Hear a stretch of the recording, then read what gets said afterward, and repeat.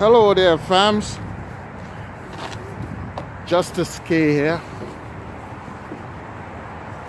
If you have been watching my videos, remember I said that I'll be bringing you a lot of stuff about nature, bike paths, and I just wanted you to take a look at something here. Now, the city of Toronto, they have done a beautiful job in reconstruction of the waterways in this city. To all the employees who've made all of this possible, managed to bring the wildlife back. You know, it's a beautiful thing. You know. Oh, it's shaking! Oh my god! I'm dying. I'm going. It's shaking. See, before the water on these streams, this is part of the Humber River, was all polluted. Litter bugs, throwing that, look, garbage bag, plastic bag right there. Look at the wildlife is starting to return. And that's in the city, people. That's in the city. This is Mother Nature at its finest. Mom and Dad and 4 little ducklings. Don't know who is who there, but they're just having a good time. You know? This is absolutely beautiful.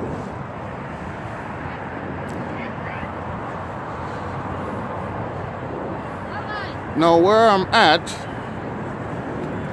the location here is at the 401.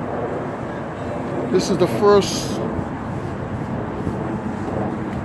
part of the construction since I've been here last summer. I can't wait to see when it's all green, the foliage comes out and everything is starting to look beautiful. So as you can see, it's a beautiful job.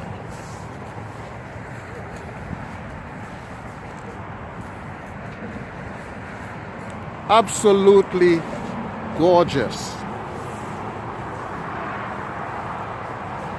Now imagine the amount of planning and meetings and this going back and forth. I don't know how they do it. And as you can see, by the way, these is my 3 little guys, my grandsons. I'm on babysitting detail. So, like as I was saying, this is all Mother Nature at its finest. You know? Construction is beautiful.